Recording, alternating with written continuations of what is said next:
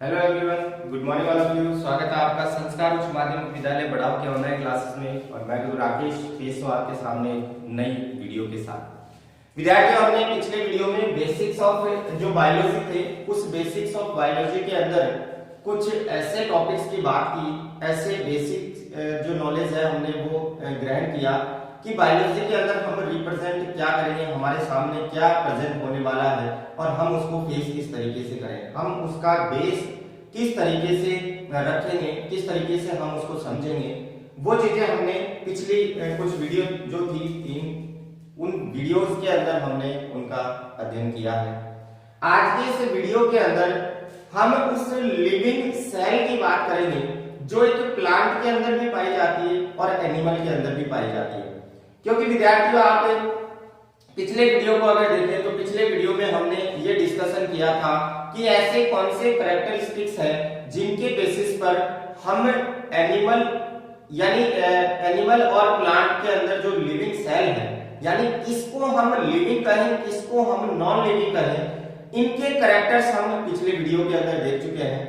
Living के character कौन कौन से थे, कौन से कैरेक्टर्स के बेसिस पर हम किसी को लिविंग कहें या नॉन लिविंग कहें, ये चीज हम पिछले वीडियो में देख चुके हैं।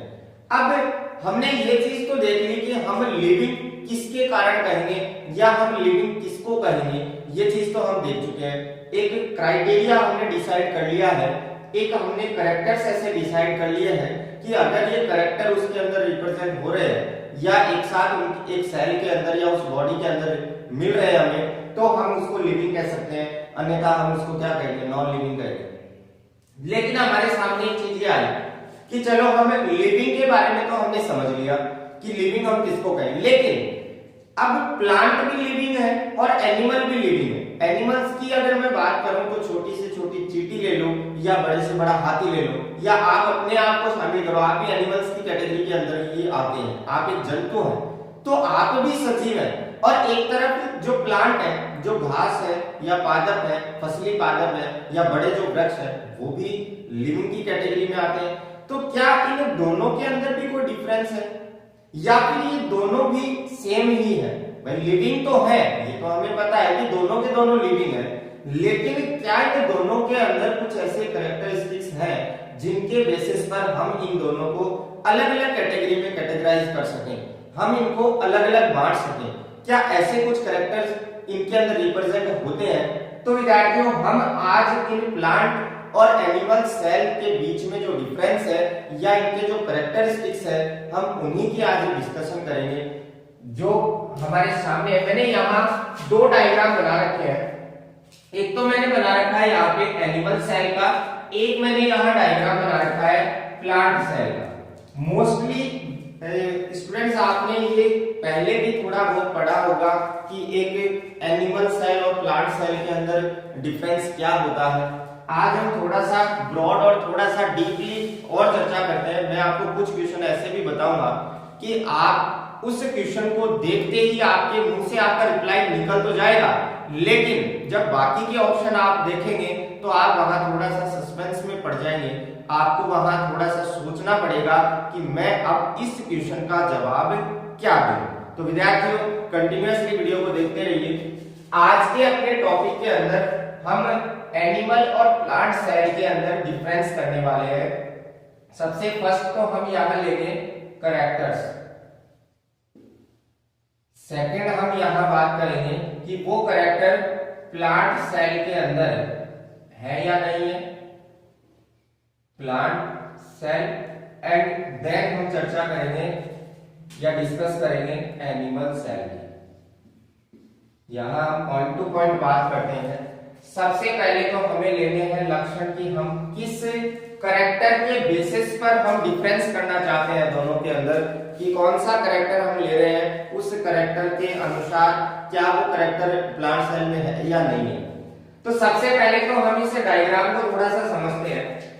मैं यहाँ इस एनिमल सेल की बात करता हूँ। इस एनिमल सेल के अंदर आप देख सकते हैं एक एनिमल सेल लगभग इस तरीके की दिखाई देती है, और इस सेल के अंदर सबसे बाहरी ये जो लेयर आपको दिखाई दे रही है, जिसने इस सेल के अंदर के सारे पदार्थ को बांध रखा है, एक जगह घेर रखा है, उस मेम्ब्रेन को यहां नाम दिया गया है सेल मेम्ब्रेन। सेल मेम्ब्रेन सिर्फ काम क्या है इस सेल मेम्ब्रेन का, इस सेल की जो साइज एंड शेप है उसको फिक्स बनाए रखना, एंड देन इस कोशिका के अंदर या इस सेल के अंदर जितने भी सेल ऑर्गेनेल्स है उन ऑर्गेनेल्स को बिखरने से रोकना या उनको बाउंड करके रखना या उनको एक जगह रोक के रखना, ये इस सेल मेम्ब्रेन का वर्क हो गया और सबसे बाहरी आउटर लेयर है।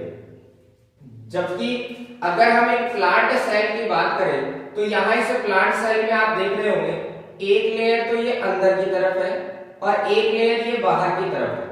हम आउटर टू इनर बात करेंगे, बाहर से अंदर की तरफ की अगर बात करें तो यहाँ बाहर से अंदर की तरफ अगर अपन चलते हैं तो सबसे बाहर यही परत है एक बस। लेकिन एनिमल सेल के अलावा जब हम प्लांट सेल की बात करते हैं तो प्लांट सेल में आप देख सकते हैं यहाँ ये मोटा भाग आपको दिखाई दे रहा है। ये मोटा भाग जो है इसके अंदर दो पार्ट हो गए, एक तो लेयर हो गई अंदर की तरफ वाली यानी ये वाली, और एक लेयर हो गई आउटर जो बाहर की तरफ वाली यानी ये वाली है। इस आउटर लेयर को यानी इसके यहां तक के इस भाग को हम क्या कहें, इसको हमने यहां नाम दिया है सेल वॉल, कोशिका भित्ति। ये सेल वॉल क्या करती है, ये सेल वॉल हार्ड होती है और हार्ड होने के कारण ही ये उस सेल की आउटर जो चोट या आउटर जो रीजन्स है, आउटर जितने भी क्लाइमेट के रीजन्स है उससे उस सेल की सेफ्टी का काम भी करती है या उसको थोड़ा सा कोशिका की जो साइज एंड शेप है उसको बनाए रखने का वर्क भी ये करती है। इसके बाद पहला डिफरेंस तो यही हो गया कि सेल वॉल जो है वो सिर्फ प्लांट सेल के अंदर है, एनिमल सेल के अंदर सेल वॉल नहीं।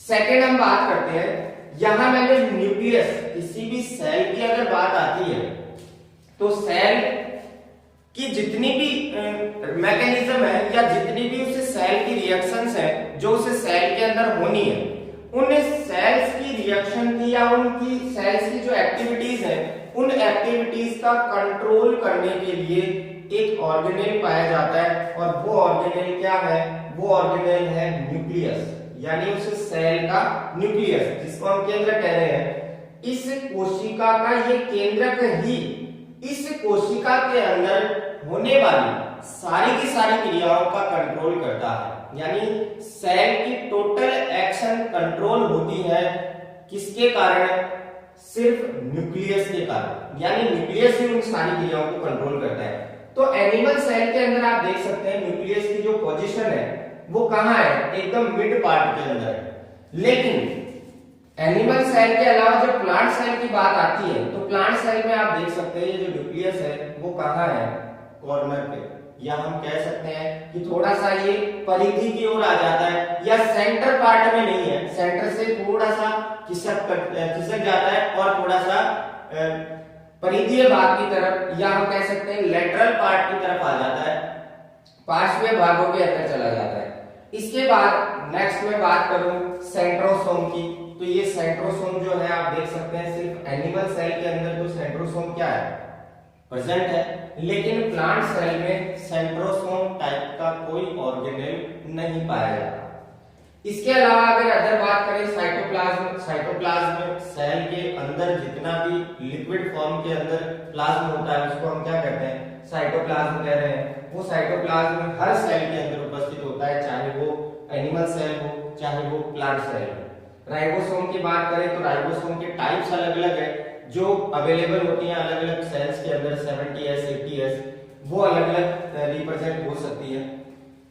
नेक्स्ट हम यहां बात करते हैं वैक्यूल्स की। ये जो वैक्यूल्स है एनिमल सेल्स के अंदर आप देख सकते हैं वैक्यूल्स की जो साइज है वो क्या है, स्मॉल है, लेकिन यहां पर आप देखिए ये जो वैक्यूल्स है फर्स्ट ये एंड सेकंड ये, इन दोनों वैक्यूल्स की अगर आप साइज देखेंगे तो साइज क्या है इनकी, लार्ज है। इसकी कंपैरिजन अगर अपन करें एनिमल सेल के साथ तो एनिमल सेल के अंदर वैक्यूल क्या है, स्मॉल साइज की है, जबकि प्लांट सेल के अंदर ये जो वैक्यूल्स हैं ये क्या है, लार्ज साइज की है। इसके अलावा एक जो ये मैंने यहाँ पॉइंट लिखा है ये वेरी वेरी इंपॉर्टेंट पॉइंट है यहाँ, क्लोरोफिल या क्लोरोप्लास्ट। ये जो क्लोरोफिल या क्लोरोप्लास्ट है, ये क्लोरोफिल और क्लोरोप्लास्ट ये सबसे इंपॉर्टेंट कैरेक्टर है प्लांट और एनिमल सेल के बीच। क्यों है? क्योंकि अगर आपसे ये क्वेश्चन पूछ लिया जाए कि बताइए कि प्लांट की जो लीफ होती है वो लीफ ग्रीन कलर की क्यों होती है, ऐसा क्या रीजन है, ऐसा क्या पाया जाता है उस लीफ के अंदर कि प्लांट की जो लीफ है वो ग्रीन कलर की है।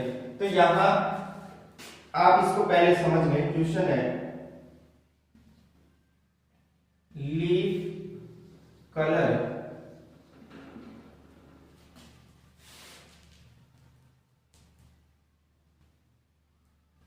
green leaf color due to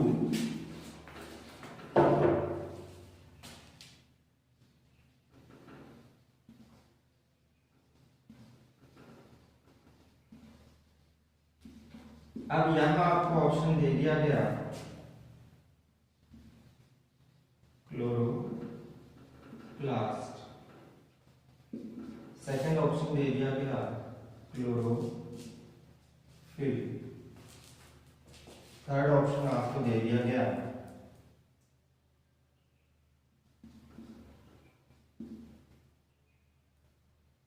A and B और फोर्थ ऑप्शन आपको दे दिया गया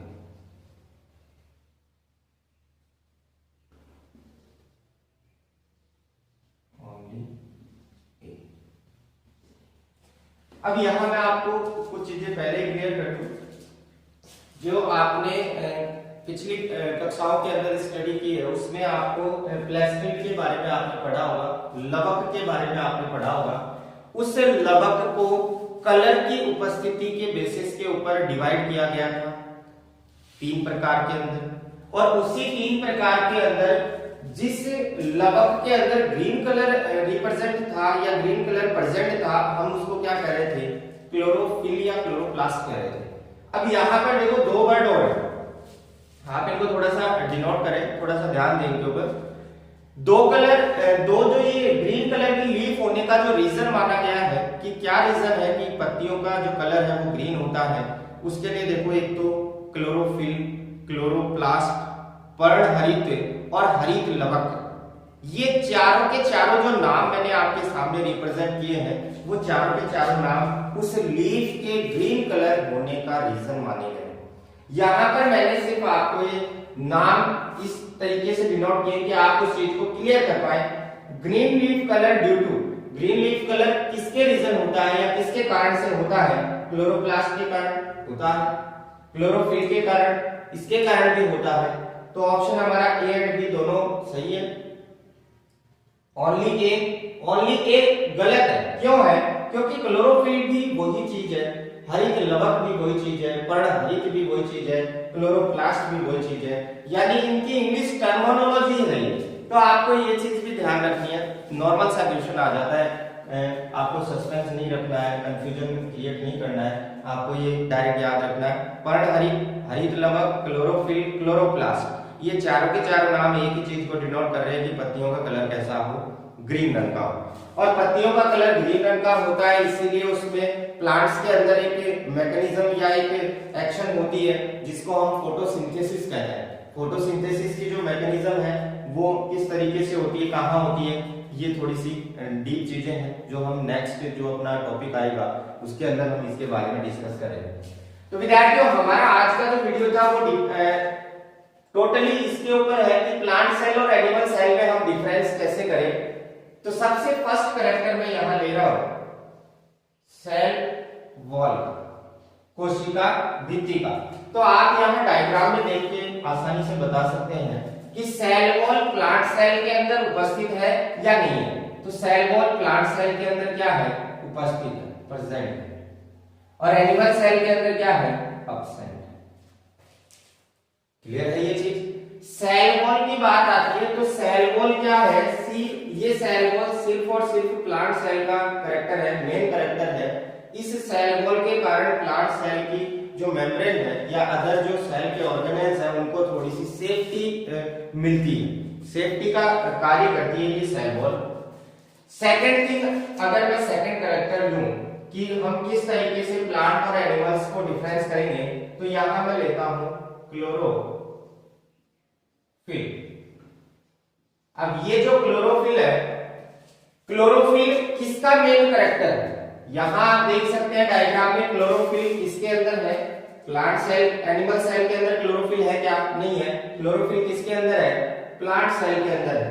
तो क्लोरोफिल प्रेजेंट है किसके अंदर? प्लांट सेल में, और एब्सेंट है किसके अंदर? एनिमल सेल के अंदर। अब यहां पर इसी क्लोरोफिल से रिलेटेड मैं एक कैरेक्टर और ले लूंगा।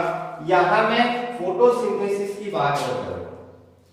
फोटोसिंथेसिस, फोटोसिंथेसिस के अंदर होता क्या है विद्यार्थियों? आपको पता होगा कि प्लांट के अंदर जो फूड फॉर्मेशन की क्रिया है वो फोटोसिंथेसिस के द्वारा ही संपन्न होती है। प्रकाश संश्लेषण की क्रिया के द्वारा ही पादप अपना भोजन बना पाता है। और इस फोटोसिंथेसिस के अंदर होता क्या है? इन्वायरमेंट से CO2 एंड जो जड़ है प्लांट की, जो रूट है, उन रूट से उनको मिल जाता है H2O यानी कि जल। कार्बन डाइऑक्साइड और जल ये आपस में क्रिया करते हैं। उपस्थिति किसकी होनी चाहिए? कार्बन डाइऑक्साइड और जल, इन दोनों की क्रिया हरित लवक और सूर्य के प्रकाश की उपस्थिति में होती है। यानी यहां मैं एक मैकेनिज्म या एक रिएक्शन अगर इसकी दर्शाना चाहूं तो मैं कह सकता हूं CO2 प्लस H2O, और ये क्रिया करे किसके उपस्थिति में? सनलाइट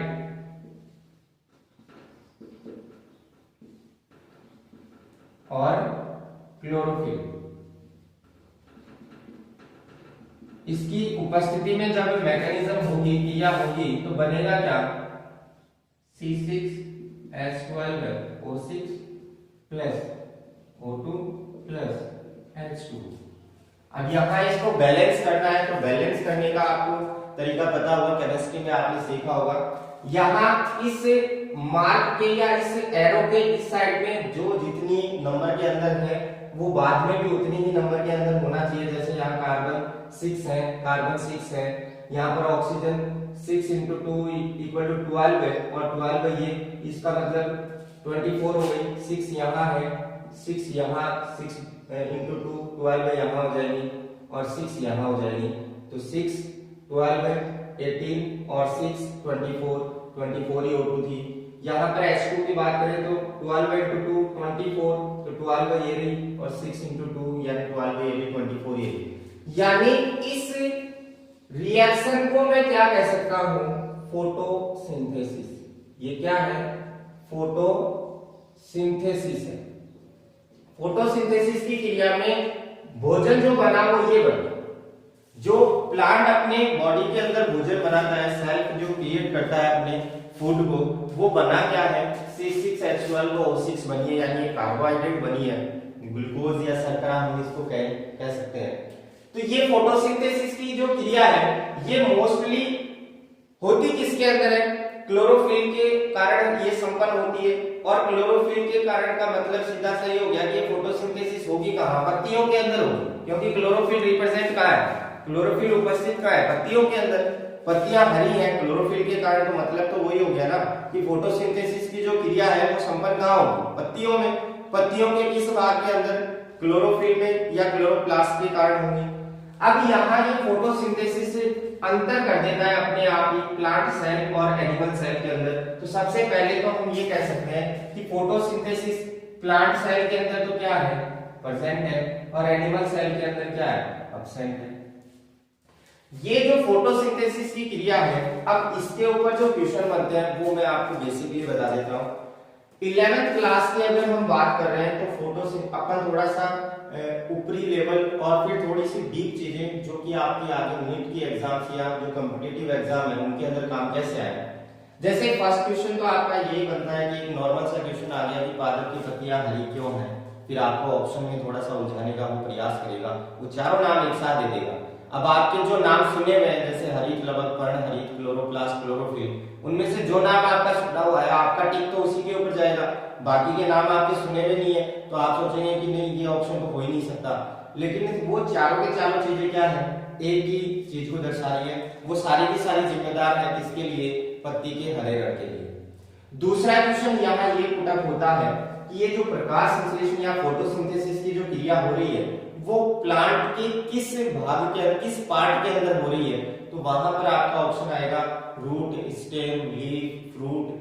तो आपका सीधा सा आंसर क्या है, लीफ, क्योंकि फोटोसिंथेसिस की क्रिया कहाँ होगी, पत्तियों के अंदर होगी। अब थोड़ा सा और डीप अगर जाता है तो आपसे ये पूछ लिया जाएगा कि प्रकाश संश्लेषण की जो क्रिया है वो क्लोरोप्लास्ट पत्ती के किस भाग में होती है, तो पत्ती के किस भाग में, इसका मतलब क्लोरोप्लास्ट के अंदर होती है, हरित लवक के अंदर होती है। फिर आपसे और डीप अगर पूछे तो पूछे कि फोटोसिंथेसिस की जो लाइट रिएक्शन है वो लाइट रिएक्शन हरित लवक की किस भाग में होती है या कौन से पार्ट के अंदर होती है, तो वहां आपको हरित लवक की स्ट्रक्चर थोड़ी जब आप समझेंगे आगे टॉपिक के अंदर है, हम विस्तृत जो चर्चा है वहां करेंगे। हरित लवक के अंदर दो पार्ट होते हैं, स्ट्रोमा और ग्रेना। तो फोटोसिंथेसिस की जो लाइट रिएक्शन है वो ग्रेना पार्ट के अंतर्गत होती है। तो वहां और भी डीप क्वेश्चन चला गया फोटोसिंथेसिस से रिलेटेड कि फोटोसिंथेसिस की क्रिया हरित लवक के किस भाग में हो रही है, तो वहां आपका आंसर क्या जाएगा, ग्रेना जाएगा। तो ये कुछ फोटोसिंथेसिस से रिलेटेड क्वेश्चंस थे जो आपको थोड़ा सा याद रखना है, बाकी डिस्कशन हम आगे भी करेंगे इसके अंदर। नेक्स्ट अगर मैं फोर्थ पॉइंट की बात करूं तो मैं यहां मूवमेंट की बात करूं। प्लांट के अंदर मूवमेंट जो होता है उस मूवमेंट के दौरान हम ये तो देख सकते हैं कि वो ग्रोथ कर रहा है, यानी उस प्लांट का स्टेम, उस प्लांट की लीफ या उस प्लांट की जो ब्रांचेज है वो सारी की सारी वृद्धि करती है। उसकी वृद्धि के अंदर ही उसकी गति जो है वो इंक्लूड होती है। यहाँ हम ये नहीं देख सकते जिस तरीके से जंतु एक स्थान से चल के दूसरे स्थान पे जाता है, हम उस तरीके से प्लांट के अंदर ग्रोथ नहीं देख सकते। प्लांट की जो रूट है वो भी आपने देखी होगी कि पहले छोटी छोटी रूट होती है, फिर जैसे जैसे वो वृद्धि करती है, बड़ी होती है, तो वो फैलती जाती है। इसका मतलब उनके अंदर मूवमेंट तो हो रहा है, मूवमेंट हो रहा है तभी तो वो फैल रही है। तो मूवमेंट जो है वो प्लांट की stem, root, stem and leaf, इनके अंदर रिप्रेजेंट हम होती हुई देख सकते हैं। मूवमेंट हम प्लांट के इन भागों के अंदर देख सकते हैं। जबकि एनिमल के अंदर क्या होता है, एनिमल के अंदर स्थान जो प्लेस चेंज हो जाती है, प्लेस चेंज, यानी एक स्थान से दूसरे स्थान पर एनिमल जो है वो मूव कर जाता है। मूवमेंट के दौरान या गति के दौरान वो अपने स्थान को बदल देता है, चेंज कर देता है। अगर स्थान परिवर्तित हो रहा है इट मींस ये है कि उसने मूवमेंट किया है, उसने अपना स्थान परिवर्तन मूवमेंट के दौरान ही किया। इसके बाद अगर मैं बात करूं कि खनिजों का अवशोषण यानी एब्जॉर्प्शन की अगर अपन बात करें, एब्जॉर्प्शन ऑफ मिनरल्स, खनिज पोषकों का अवशोषण, कि प्लांट और एनिमल सेल है उसको ग्रोथ करने के लिए या उसको डेवलप होने के लिए मिनरल्स की तो आवश्यकता पड़ेगी। तो हम प्लांट सेल के अंदर अगर मिनरल्स की बात करें तो प्लांट सेल या एक प्लांट जो है वो उन मिनरल्स का अवशोषण कहां से करेगा, वो रूट के माध्यम से करेगा। क्योंकि मिनरल्स कहाँ है, सॉइल के अंदर यानी मिट्टी के अंदर घुलित अवस्था के अंदर है, मिट्टी के अंदर घुले हुए हैं। और मिट्टी के अंदर ही क्या है, वाटर भी उपस्थित कहाँ है, जल भी उपस्थित कहाँ है, मिट्टी के अंदर ही है।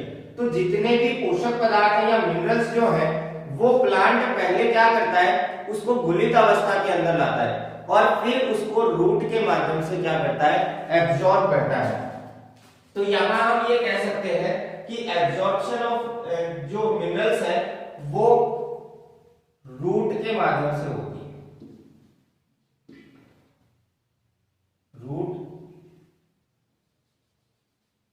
एब्जॉर्प्शन ऑफ मिनरल्स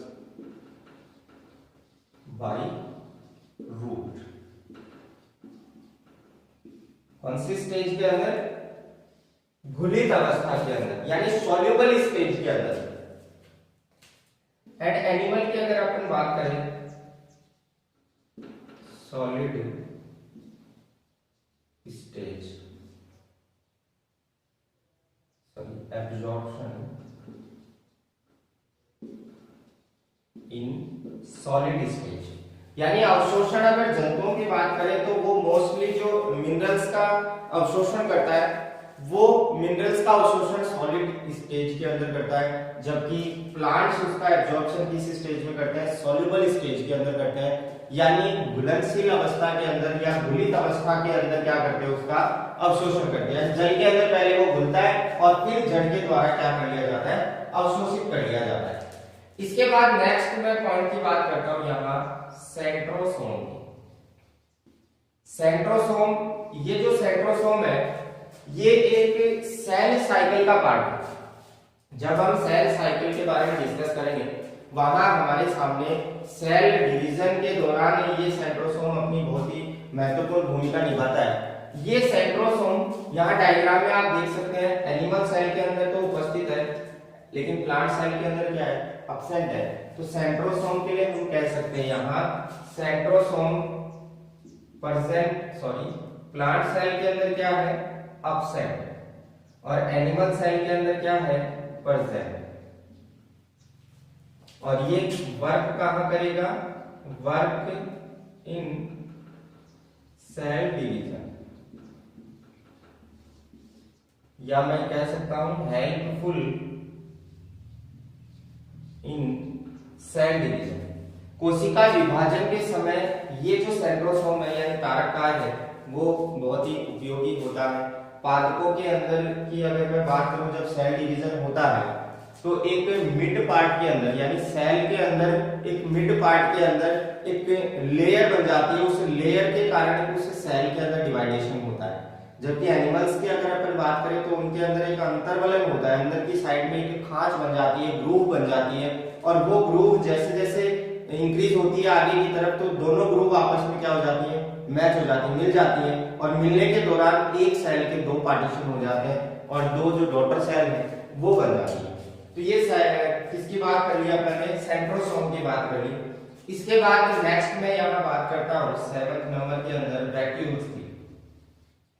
वैक्यूल की अगर हम बात करें तो हम डायग्राम में आसानी से समझ सकते हैं कि ये जो वैक्यूल है एनिमल सेल के अंदर स्मॉल साइज की है और प्लांट सेल के अंदर लार्ज साइज की है। तो vacuole in plant cell large size, ऐसी साइज होगी लार्ज साइज, और अगर हम एनिमल्स की बात करें तो यहां कैसी होगी, स्मॉल साइज की वैक्यूल्स होगी। इसके बाद अगर मैं नेक्स्ट बात करूं यहां, ये जो वैक्यूल्स है इन वैक्यूल्स की साइज के कारण, यानी यहां वैक्यूल्स स्मॉल साइज की है, यहां वैक्यूल्स लार्ज साइज की है, इन वैक्यूल्स की साइज के कारण ये जो न्यूक्लियस है इसकी पोजीशन चेंज हो गई। तो यहां हम नेक्स्ट पॉइंट लेते हैं 8th नंबर पे, मैं यहां पॉइंट लूंगा न्यूक्लियस पोजीशन। न्यूक्लियस की स्थिति क्या रहती है, अगर प्लांट सेल के अंदर मैं बात करूं तो लेटरल,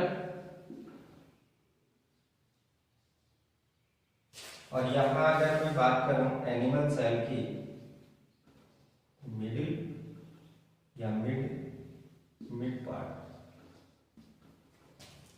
लेटरल पार्ट के अंदर न्यूक्लियस का जाना, यानी आप डायग्राम में आसानी से समझ लीजिए इसको। यहाँ वैक्यूल्स क्या है, स्मॉल साइज की है, तो न्यूक्लियस के ऊपर इतना फोर्स नहीं पड़ेगा कि ये न्यूक्लियस खिसक के थोड़ा सा लेटरल हो जाए या लेटरल साइड में चला जाए।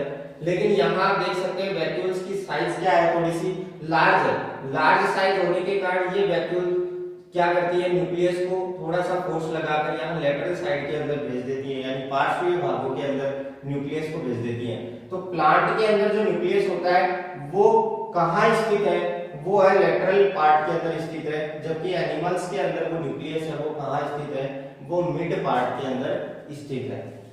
इसके अलावा और भी बहुत से हैं, जैसे अगर मैं बॉडी स्ट्रक्चर की, बॉडी ऑर्गन्स की अगर मैं बात करूं या एक्सक्रिएटरी सिस्टम की अगर हम बात करें तो ह्यूमंस के अंदर तो एक्सक्रिएटरी सिस्टम वेल डेवलप होता है, लेकिन इसके अंदर प्लांट के अंदर जो एक्सक्रिएटरी सिस्टम है वो स्पेशली कोई एक्सक्रिएटरी सिस्टम तो होता नहीं है, जबकि उसकी जो कॉर्क होती है या उसकी जो छाल है उसके माध्यम से वो एक्सक्रिएशन का कार्य कर सकता है, या अदर जो एक्टिविटीज है उनके माध्यम से वो थोड़ा एक्सक्रिएशन कर सकता है। जबकि ह्यूमन के अंदर क्या है, एक्सक्रिएशन के लिए एक स्पेशली सिस्टम उपस्थित है, एक्सक्रिएटरी सिस्टम, जिसका डिस्कशन आपने 10th क्लास में भी किया होगा।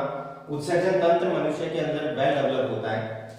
इसके अलावा साइटोप्लाज्म की अगर मैं बात करूं तो साइटोप्लाज्म कोशिका के अंदर पाया जाने वाला लिक्विड फॉर्म का प्लाज्म है। लिक्विड जो पाया जाता है सेल के अंदर उसको साइटोप्लाज्म कह रहे हैं, और वो साइटोप्लाज्म कोई भी कोशिका हो उसके अंदर साइटोप्लाज्म होगा।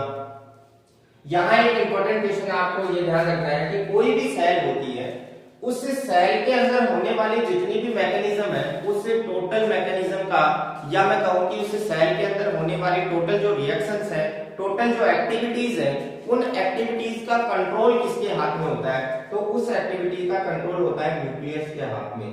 तो न्यूक्लियस क्या है? कंट्रोलर है किसका? एक किस सेल का। तो सेल कंट्रोल होती है किसके माध्यम से? न्यूक्लियस के माध्यम से।